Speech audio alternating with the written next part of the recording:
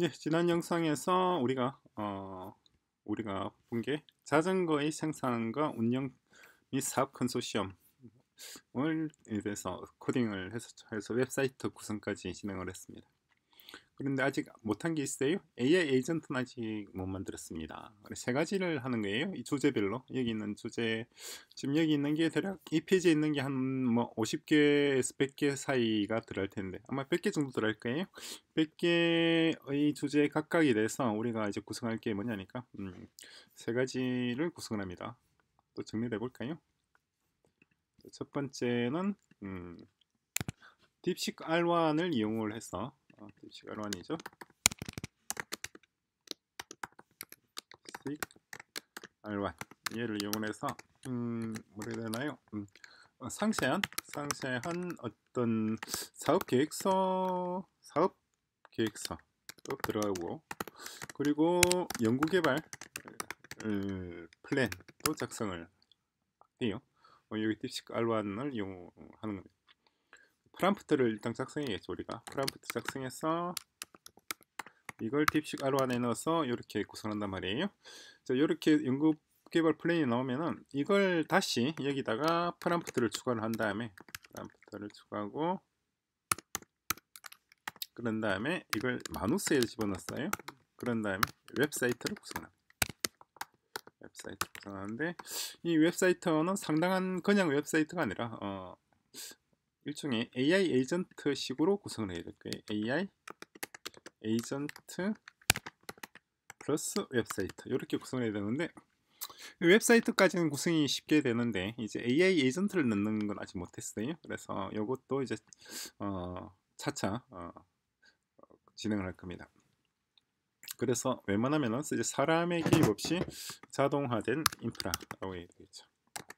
사람의 개입 없이 사람의 의사결정이 될까요? 의사결정과 어떤 사무직 노동을 대신할 수 있는 그런 시스템을 구성하는 거예요.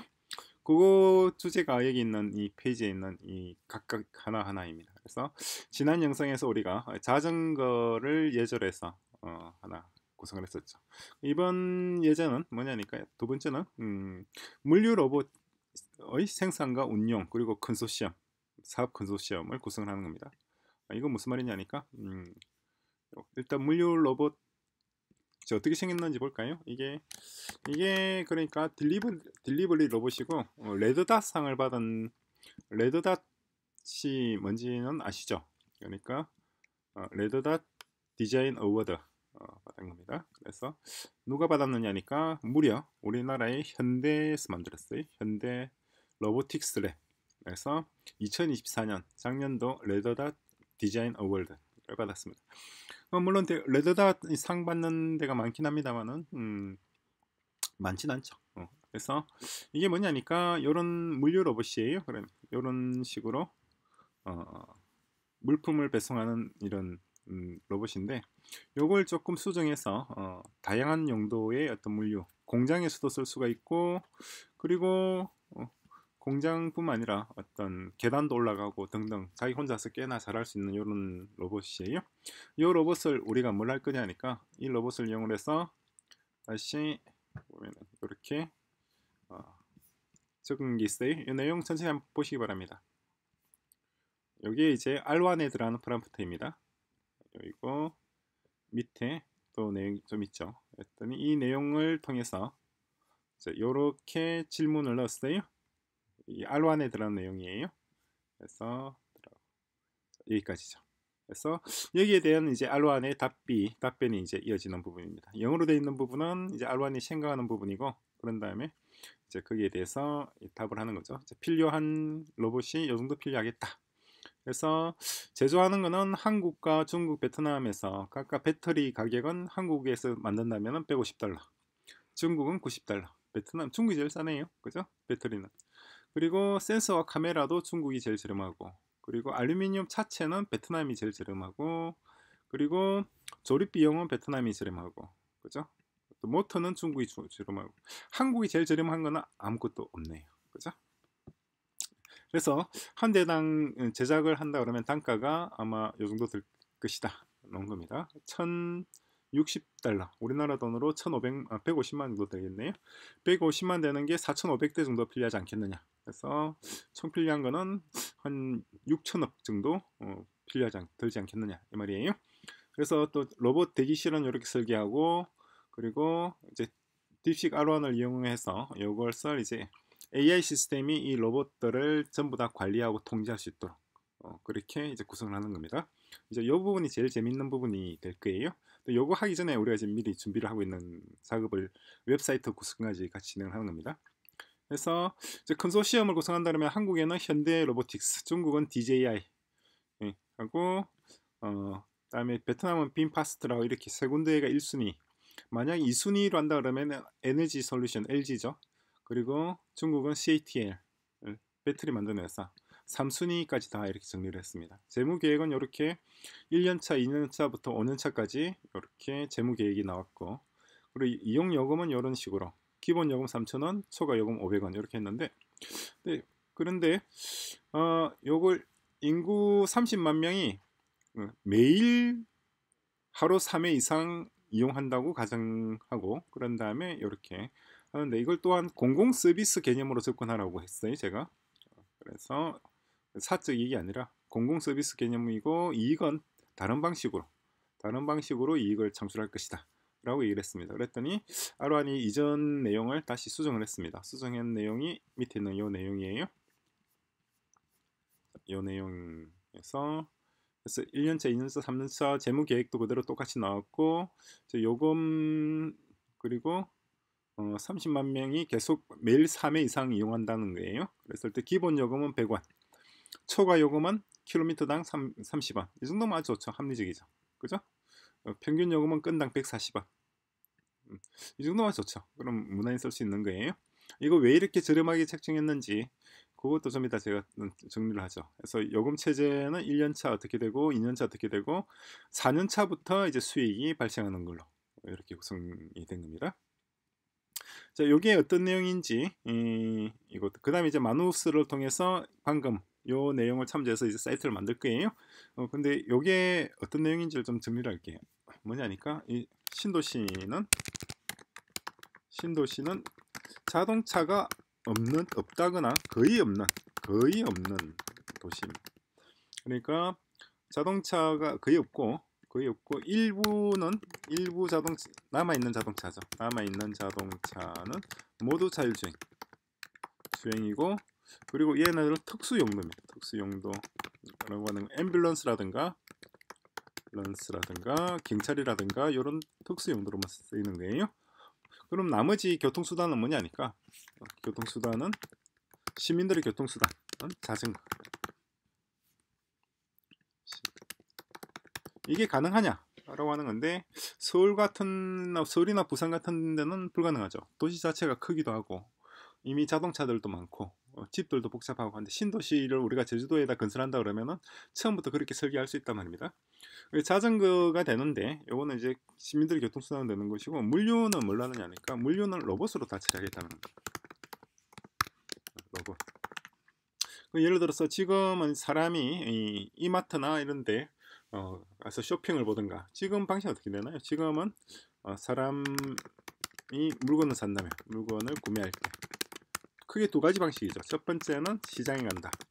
두 번째는 쿠팡을 이용한다. 이게 지금 기존 방식이잖아요. 그런데 신도시에서는 그렇게 하지 않는단 말입니다. 신도시의 경우에는 물류 로봇이 쿠팡 속에 뭐가 있나요? 쿠팡 더하기 배송원 이렇게 되는 거잖아요. 그죠? 이렇게 되는데, 신도시는 물류 로봇이 모든 것을 다 대체하도록 하는 겁니다. 그러니까 식사도 하루 세끼 식사도 로봇이 배송, 모든 택배도 로봇이 배송, 이런 식으로 시스템 구성하는 거예요. 그러니까 하루에 모든 시민들이 최소 밥을 3끼는 먹으니까 적어도 로봇을 3번은 쓰는 겁니다. 그죠? 그런 식으로 구성을 했을 때 요런 이제 R1에서 요런 데이터가 나온 거예요. 그죠? 딜리버리 로봇 해서 요런 나왔고, 자 그러면은 이걸 이제 컨소시엄을 구성해서 이걸 이제 생산하고 이렇게 어쩌고 할 거 아니에요? 그건 이제 두 번째 또 진행할 내용이고, 앞으로 더 자세한 내용들이 추가되겠죠. 추가될 것이고, 여기 이제 제목이 다 나와 있어요. 컨소시엄을 어떻게 구성할 것이고, 재무 계획은 어떻게 할 것이고, 이용 요금 어떻게 하시고, 그리고 정비는 어떻게 하고, 정비 인원은 어디다 두고, 그리고 뭐 충전, 배터리 충전은 어떤 식으로 할 것이고, 다 세부적인 내용이 다 들어가죠. 그래서 요금 산정 공식도 나오고 요금 체계 단수나 등등등 다 나오는 겁니다. 여기 있는 이 데이터를 참고해서 그런 다음에 이제 마지막으로 마누스한테 웹사이트를 만들으라고 얘기를 하는 겁니다. 이 웹사이트는 그러니까 이전에 우리 자전거 웹사이트를 만들었잖아요. 이전 에피소드에서 그 웹사이트에서 뭐만 바꾸면 되나요? 자전거 대신에 배송 로봇을 바꾸기만 하면 되죠. 그죠? 그렇게 바꿔 달라고 내가 얘기를 한 겁니다. 그렇게 바꿔 달라고 해서 만드는 게 이 과정입니다. 그래서 공유 자전거 개발 요청을 하긴 했고, 여기 있는 것을 참고해서 공유 자전거 대신에 뭘 넣으라는 거예요? 배송 로봇을 넣으라는 거죠. 그래서 알반이 데이터베이스 스키마라든가 시스템 아키텍처, 백엔드, 프론트엔드 몽땅 다 기존의 공유 자전거에서 작성했던 걸 가져왔어. 그대로 이용을 합니다. 그죠? 공유 자전거 시스템 이게 지금 공유 자전거 시스템 개발하는 과정이네요. 그래서 이렇게 자전거 위치 상태 모니터링, 보관소, 시각적 분석 등등, 이용자 AS 요청, 실시간 표시, 재무 거래 및 보고서 생성. 그죠? 이게 이제 공유 자전거 지난 영상에서 우리가 봤던 공유 자전거 웹사이트 만드는 과정입니다. 또 이런 내용도 있어요. 이런 기능을 넣은 웹사이트를 만들어서 했는데 이제 요 기능 해서 만든 게 우리가 지난 영상에서 본 겁니다. 요 주소 만들어졌죠? 있고, 그리고 여기 또 추가적인 내용 이런 내용도 있고, 그렇죠? 카운트 잘못된 처음에 할 때는 요 화면에 요것만 표시되어 있더라고요. 그래서 다시 수정해 달라고 얘기를 했습니다. 그래서 이 친구가 다시 마누스가 수정을 했어요. 수정을 해서 이제 최종적으로 봤던 게 그 사이트 지난 영상에서 봤던 내용입니다. 요런 모양이었죠, 그죠? 였고, 이번에 하는 거는 뭐냐니까 그걸 이제 이렇게 배송 로봇으로 바꿔서 사이트를 생성하는데 참고 자료를 제가 이렇게 넣어준 겁니다.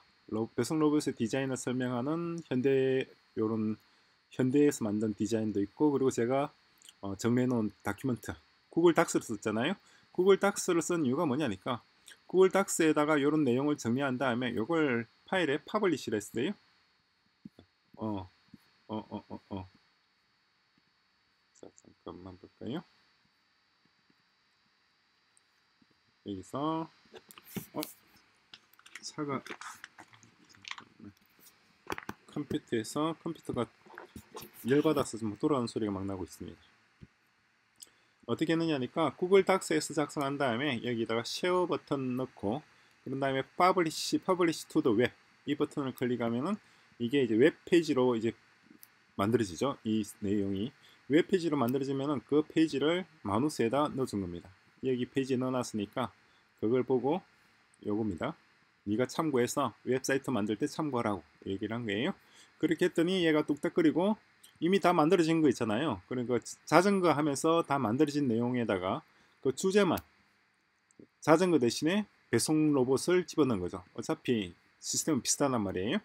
그래서 이 친구가 지금 작업하고 있는 과정을 나한테 설명하고 있는 겁니다.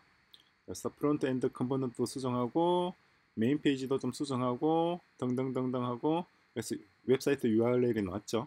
그래서 배송 추정 시스템, 자동 요금 계산, 긴급 정비 요청, 로봇 위치 실시간 모니터링, 배송 추적, 배송 요청 등등등등 다 들어있어요.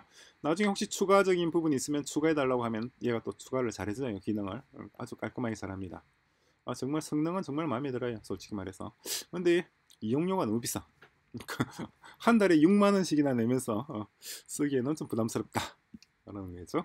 그래서 만들어진 게 여기 있는 이 배송 솔루션입니다. 그러니까 조금 전에 자전거에다가 이제 배송 로봇만 바꿔준 겁니다. 둘 다 사실상 원리는 비슷한 거잖아요. 그래서 로봇 위치 추적하는 것도 마찬가지 똑같죠? 자전거와 똑같이 이렇게 내 위치를 먼저 파악을 하고 내 위치에 맞춰서 이제 표시를 하는 겁니다. 배송 로봇의 현재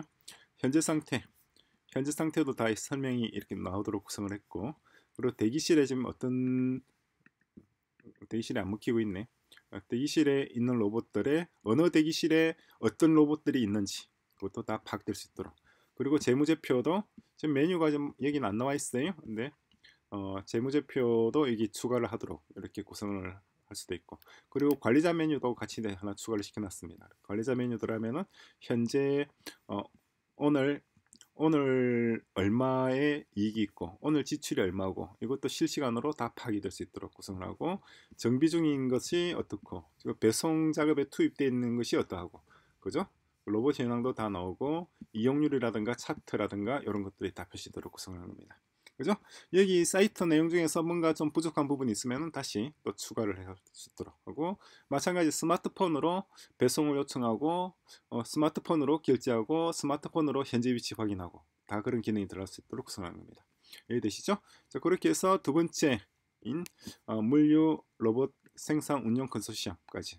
그러니까 컨소시엄은 사업 컨소시엄입니다. 이런 물류 로봇을 생산해서 신도시에 배포하려면 사업자가 있어야 되고, 그런 사업자를 그러면 어떻게 구성하겠는가, 한국, 중국, 베트남에 있는 기업들로서 컨소시엄을 구성한다면 어떤 기업들이 참여하는 게 좋겠는지 이런 것까지 데이터를 다 뽑아봤죠.